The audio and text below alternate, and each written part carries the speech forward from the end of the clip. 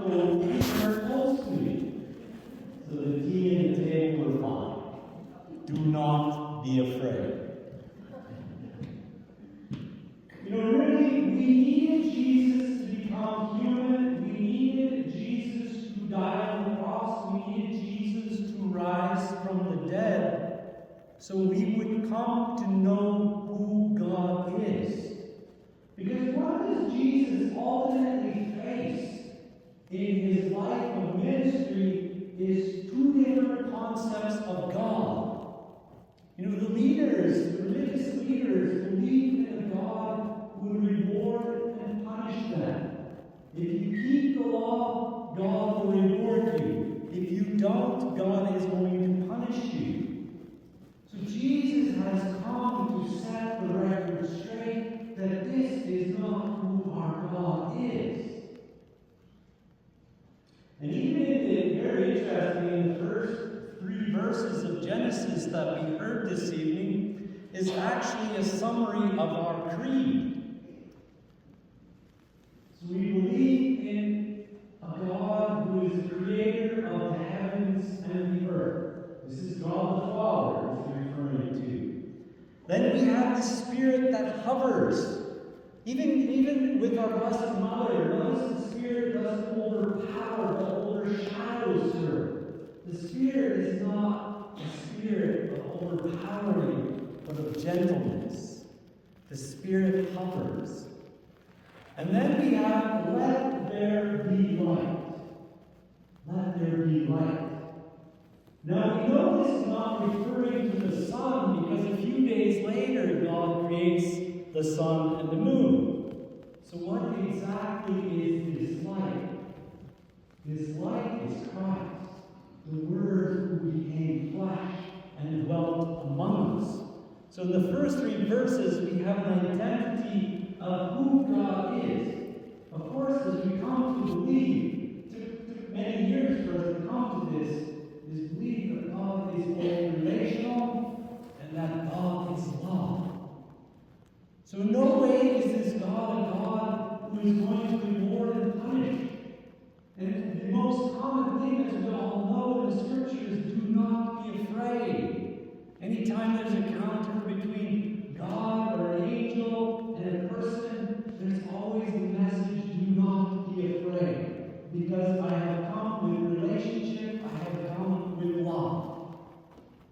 And it's interesting that this story of creation was actually written around 500 BC. This is actually written out of a lived experience.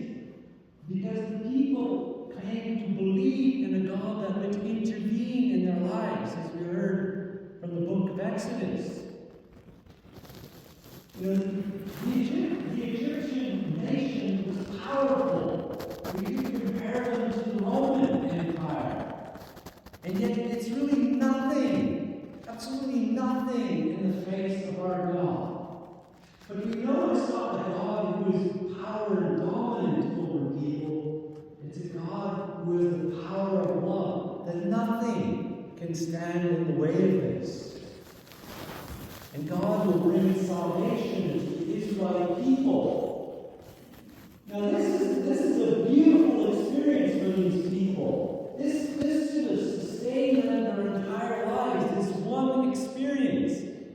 And yet, within a few days, they drifted away.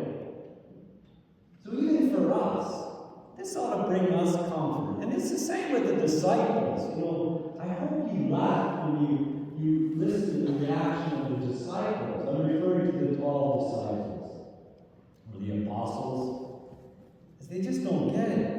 Even though they've had so many experiences of God, through healing, through teaching, through raising people to life, they still don't get it. The Israelite people still didn't get it.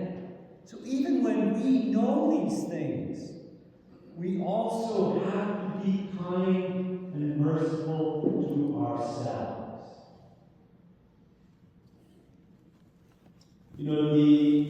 We have to also give honor and blessing, not blessing. We have to be inspired by the women. Let's be inspired by the women.